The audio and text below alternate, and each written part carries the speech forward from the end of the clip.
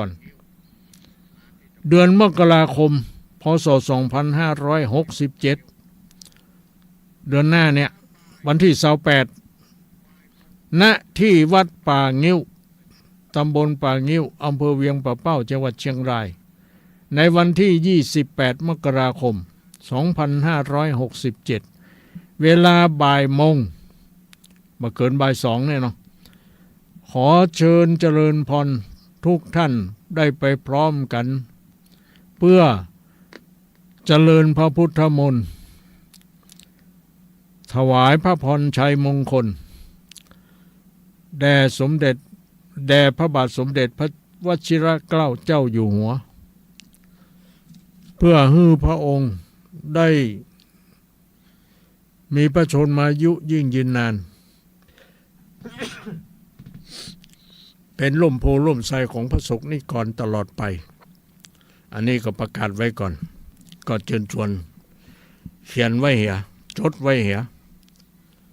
วันที่28มกราคม2567ณที่วัดป่างิ้วเวลาบ่ายโมงเราไปร่วมกันเจริญพระพุทธมนต์สวดถวายพระพรพระเจ้าอยู่หัวนะเอางานที่สองที่จะถึงวันพุธวันฮือนี่นั่นก็คืองานสวดมนต์ข้ามปีสวดมนต์ข้ามปีวิถีไทยซึ่งวัดห้างตำได้ทำมาทุกปีในวันที่31ธันวาคมเวลา20:00 นเป็นต้นไปเราจะมีการเจริญพระพุทธมนต์สวดมนต์แล้วก็พักเป็นคราวไปจนถึงเที่ยงคืนในวันที่31ธันวาคมนั้นแล้วก็จะใช้มงคลคาถาต้อนรับศักราชใหม่พุทธศักราช2567ก็จะมีการจุดพลุจุดดอกไม้เพลิงกาปล่อยโคมไฟอย่างต่างๆเหล่านี้นะเสร็จเรียบร้อยเขาก็พักนั่งรับกันแล้วไปตื่นเอาตี 5ค่ำของวันใหม่นั่นก็คือวันที่1มกราคมพศพุทธศักราช2567ซึ่งเป็นพศใหม่เนาะเขาก็จะสวดธรรมจักรแล้วก็สวดถวายพรพระรวดทำบุญตักบาตรเนื่องในวันขึ้นต้นปีใหม่นะเพราะนั้นก็ขอประกาศเชิญชวนญาติโยมที่มีเวลาโอกาสนุ่งขาวห่มขาวไปร่วมกิจกรรมได้ที่วัดห้างต่ำตำบลป่างิ้วอำเภอเวียงเป้าจังหวัดเชียงรายในวันที่31ธันวาคมวันสิ้นเดือนสิ้นปีเขาจะเริ่มพิธีตั้งแต่20:00 นเป็นต้นไปจนถึงเที่ยงคืนผู้ใดไปร่วมในพิธีนั้นเขาจะมีการจับสลากรางวัลหมายเลขที่ท่านไปลงทะเบียนซึ่งก็มีวิทยุทรานซิสเตอร์10เครื่องมีนาฬิกา10เรือนมีผ้าห่มคลุมกันหนาว10ผืนหรือ20ผืนเนี่ยเนาะนอกนั้นก็มีอย่างอื่นแถมเนาะเพื่อจะสมนาคุณให้แก่ญาติโยมที่ไปร่วมโชคไผบุญมันบ่ได้ทุกคนแต่มันก็จะได้เฉพาะคนที่มีโชคมีบุญ เนาะนะอันนี้ขอเชิญชวนเด้อบอกเปล่าข่าวกันไปก่อนถึงวันนั้นไปได้เลยเนาะที่วัดห้างทำเฮาทำทุกปีนะดูเหมือนปีนี้เป็นปีที่ ปิดซาวแล้วก็ เขาก็ประจำเขาก็ไม่ได้จดบันทึกไว้ตัวจดไว้เหมือนกันจดไว้ไหนหุสหากรมพระก็เลยแบบว่าโอ้ทำมาเมินแล้วเนาะแล้วก็เขาก็จะมีปฏิทินเพื่อท่านทั้งหลายปูจานะปฏิทินนี่ก็เป็นปฏิทินของวัดอรัญญวิเวกคีรีจอมพ่อคือตุลุงดอยท่านทำทุกปีเขาก็ช่วยอุดหนุนช่วยปื้นทุกปีแต่ปีนี้เอาน้อยเพราะมันเศรษฐกิจบ่ดีกันเนาะกู้ปีเขาเอา100 เล่ม100 ใบอะนะเป็นเงิน2-3 พันเนาะปีนี้เอาเกิงเอา50ตั้นก็ว่าหยังตั้นก็ว่าพอดีอีกว่ะผมก็ถึงแปลงบ่นักปีนี้อีกว่ะปฏิทินสมัยก่อนเอาแจกกันมาได้เนาะบัดเดียวแจกมาได้ละ ต้นทุนมันสูงมันบ่มีงบก็ฮื้อศรัทธาปู่จาเอาก็แล้วกัน แล้วก็โดยเฉพาะโลโก้ปีนี้จะมีสารูปของครูบาอาจารย์พระนักจัดรายการทางสถานีวิทยุเนี่ย24 ตนก่อนเปิ้นเอาหูปมาลงนี่โมดเขาก็จะได้หันหน้าหันตาหูจักมากคุณตุลุงก็อยู่ในนี่ตัวเปิ้นอันดับที่13เปิ้นจะมีหมายเลขติดหรอติดที่หน้าอกกันแล้วเปิ้นจะพิมพ์ชื่อลงข้างล่างนี่หมายเลขอันยังชื่อพระครูอันยังเนาะอันนี้ไผใครได้ก็ปีนี้เอามานักเด้อไผมาก่อนมาไวได้ก่อนเนาะไผมาล่ามารุนทีหลังคงจะบ่ได้บัดเดี๋ยวนี้ก็มีผู้ที่มาติดต่อมาเอาไปหลายละ เขาก็จะเอาผู้ท่านทั้งหลายปู่จาในวันนั้นเนาะในวันนั้นหรือไผใจฮ้อนจะมาเอาเหียก่อนก็ได้ แต่เจ้าก็มีมาเอา ก็บอกว่ากันแล้วแต่ไผมีเวลาโอกาสเมื่อใดเนาะอันนี้ก็เป็นข่าวดีแจ้งให้แก่ญาติโยมทั้งหลายรับทราบเนาะเอาละต่อไปเขาก็มาเข้ารายการเปิดโอกาสให้แก่ญาติโยมทั้งหลายได้โทรเข้ามาแจ้งผลการรับฟังว่าอยู่ที่ไหนแห่งหนตำบลใดใกล้ไกลฟังชัดเจนหรือไม่อย่างใดหรือมีปัญหาอะไรอย่างที่จะให้เขาแก้ไขก็ว่ามาแบบกันเองเลยบ่ต้องมีพิธีรีตองอะไรอย่างเนาะนะป่อนะแม่นะเราฟังอยู่ก่อนมีอย่างปัญหาอย่างพ่องก็เปิดโอกาสให้แก่ญาติโยมทั้งหลาย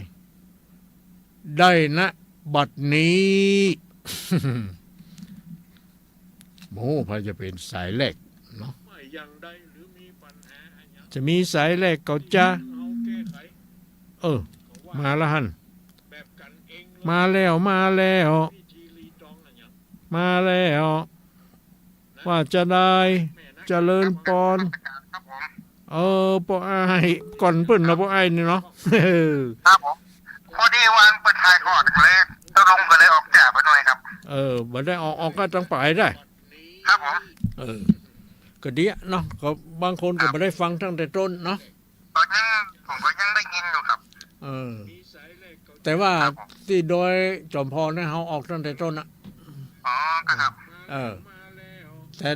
โดยจอมพรนี่เขาต้องมีอินเทอร์เน็ตต้องเปิดในมือถือต้องไปตั้งโปรแกรมมันพิมพ์ที่ Google เปิดนั่นวิทยุด้วยนี่ครับครับผมเปิดผมฟังด้วยหมอกนะครับเนี่ยโดยหมอกนะโดยหมอกคนไทยทอดอะไรอีกครับผมดีละเนาะอนุโมทนาเนอะอนุโมทนาสาธุปอไอ้บ้านดอนจันทร์ป้าจันเนาะสายแรกมาละเอาสายที่2กำลังมามันยังบัดดังอีนี่มันมีไหนอย่าง เอาแล้วเข้ามาใหม่โทรมาใหม่นี่กันดังละอ้าวเจริญปอนเจริญปอนแม่ล่าแม่ล่าพรบ้านปากงิ้วเนาะแม่เนาะว่าได้ได้กะมาบรรพุก็ได้มาไม่ได้ก็ได้ไปบ่ได้กะมาบ่ได้ด้วยเนาะใครได้เนาะบ่เป็นหยังเดี๋ยวเขาจะเอาฝากเน้นที่ไปโรงเรียนเนาะไปโรงเรียนเอาเน้นวัดปากงิ้วหูจักอยู่กันเนาะหิมวัดท่านแล้วนี่ตู้มีกะบอกให้ตู้เกียรติก็ได้เนาะบอกให้เน้นเขาไปฮื้อเนาะเมล่าพรนี่เนาะ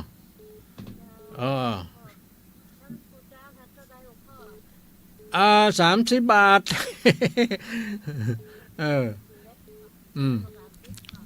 นะบ่ขึ้นบ่ลงเจ้าเก่าเจ้าเดิมเอาก็ตื่นคืนเขาจะได้ตัวเจ้าเป็นสิริมงคลอยู่กับบ้านให้กับปะโทมีหันหมดอ่ะพระนักจัดรายการชื่อเสียงเลี้ยงใดอยู่หันหมดแล้วมีคาถาแหมอยู่หันอ่ะพุทโธเศรษโธทิโลกัสสมิงอ่ะ ของตุลุงดอยอ่ะ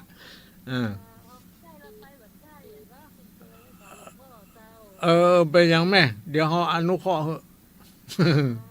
อะ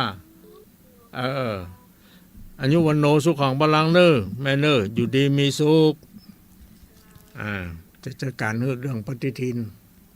เอา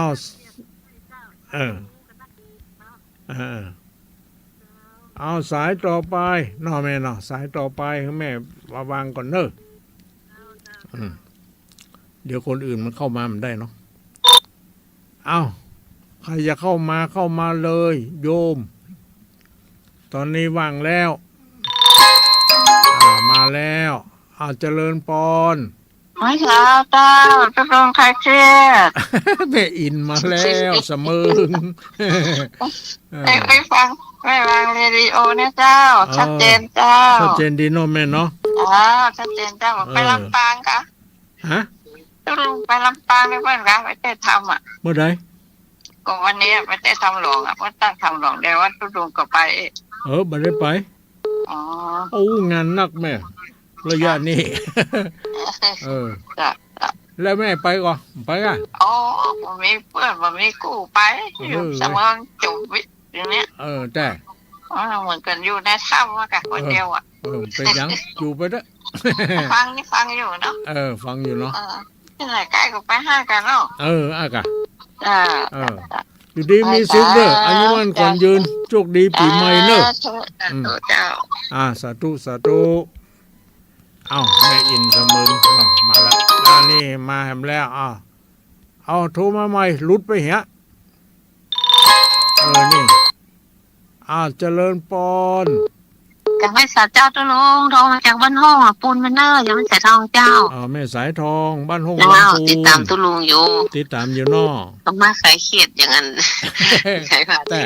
กำลังขายเขียดน้องแม่เนาะได้เขียดเจ้าชัดเจนดี 98.75 น่ะ98.75 ไปมันไปลำปางไปหล่อเต้นก็ค่ายปะตุลุงก็ได้ปะเมื่อใดแล้วไปหล่อเต้นก็ไปหล่อไปตามก็ไปเจ้าได้ปะกันแล้วก็บ่ได้ปะกันเดียวกันมันได้ปะเจ้าแต่โยมฝากนั้นจะได้ปะกันพาเจ้าแต่เจ้าเดือนนี้ก็พ่อไว้แถมถ้ามหาสมชาติเพิ่นว่าจะมาสักวันที่3เนี่ยแต่ก็อยากไปปลูกกันเจ้าแต่จันพาเนาะประกอบมาแล้วกรรมมันทุดงมาแวะนี่มาสั่นเข้าจ้ะสั่นเข้าเจ้าอายุวันโนสุขังพลังแม่เลิกอยู่ดีมีสุขสวัสดีปีใหม่สายต่อไปเนาะเวลาเขาน้อยจะได้แถมสัก2 สาย 3 สายกันเนี่ยเนาะวันนี้หนาแน่นเนาะญาติโยมเจริญปอนเจ้ากราบไหว้เจ้าท่านพระครูเจริญปอน จากไหน เจ้าการฟังอยู่บ้านตรงซ่านอำเภอเมืองปานลำปางไว้นะ บ้านตรงซานอำเภอเมืองปานจังหวัดลำปางเจ้าฟังคืน106.0อย่างดังฟังชัดดีเนอเพื่อกำลังใจหลวงพ่อพ่อครูเนอสาธุสาธุอนุโมทนา เจ้าขอบคุณเจ้าขอให้อยู่ดีมีสุขตลอดปีใหม่เนาะอยู่ดีมีสุขนี่มาสายละเจริญปอนกลับไว้สาธุลุงขายเขียดเจ้าสันทุลา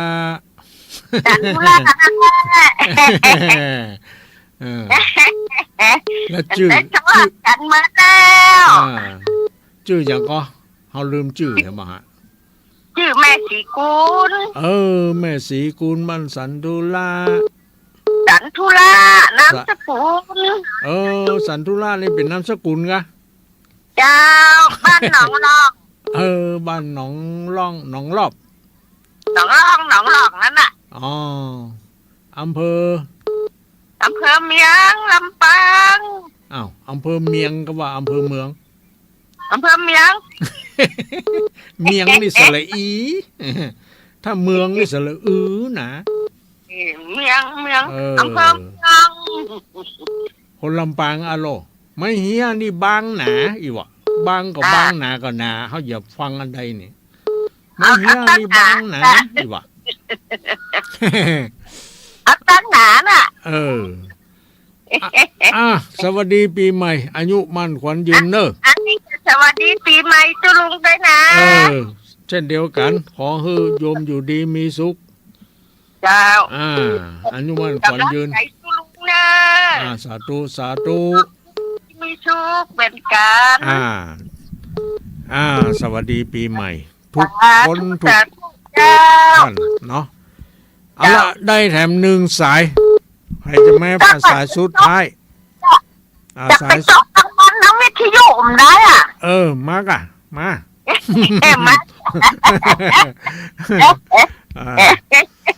เอาสายต่อไปมีก็แหมสายเดียวเจ้าจะล้นสายเลยเจ้าก็วิทยุมาเลยเอาสวัสดีปีใหม่ทุกคนทุกท่านทุกสถานีเจ้าของสถานีก็ดีขออยู่ดีมีสุขอนุมั่นขวัญยืนมีโชคชัยมีโชคลาภวาสนาบารมีมีคุณงามความดีอยู่กับตัวตลอดไปตลอดถึงป้าอุ้ยแม่อุ้ยผู้ติดตามรับฟังรายการต่อที่ทำวันนี้ก็ดีทุกคนทุกท่านขออยู่ดีมีสุขสวัสดีปีใหม่ทุกคนอยู่ดีมีสุขครับหลวงพ่อสวัสดีปีใหม่เช่นกันเนอะเจริญปอนครับพ่อบุญธรรมสวัสดีปีใหม่เนาะพ่อเนาะครับอยู่ดีมีสุขเนอะมีโชคชัยครับผมไว้สาครับของอนุมั่นขวัญยืนโรคภัยไข้เจ็บจะได้มาเบียดเบียนกำกายเนาะร่างกายแข็งแรงสมบูรณ์ทุกคนทุกท่านตอนนี้ก็หมดเวลาแล้วเนาะพ่อเนาะเขาก็ปากันใหม่ญาติโยมทั้งหลายขอทุกท่านอยู่ดีมีสุขตลอดปี2567แก้วขาดจากพยาอันตรายมีอายุวันขวัญยืนปราศจากทุกโศกโรคภัยไข้เจ็บนานาประการมีความสุขความสำราญเบิกบานใจมีโชคลาภวาสนาบารมีมีคุณงามความดีอยู่กับตัวตลอดไปทุกคนทุกท่านด้วยเถิดสอนสั่งโปรดจงฟังตั้งใจให้ชัดอย่าคิดไปฆ่าสัตว์ช่วงที่ผมเมามากๆแล้วไปขับรถผมมักเห็นอะไรแปลกๆครั้งแรกผมเห็นผีครั้งที่2ผมโชคดีเห็นพอลล่าเทเลอร์ส่วนครั้งนี้ผมเห็นอีกแล้วผมเห็นตัวเองมีเพียงขาเดียวแขนเดียวนอนอยู่บนเตียงโรงพยาบาลที่ไหนสักแห่งสวัสดีค่ะฟื้นแล้วหรือคะเดี๋ยวพยาบาลเช็ดตัวให้นะคะจนเมาไม่ขับเครียดความรับผิดชอบต่อสังคมจนเครียดกินเหล้าจนเครียดกินเหล้าจนเครียด กินเหล้าจนเครียดกินเหล้าจนเครียดกินเหล้าก็เลยยิ่ง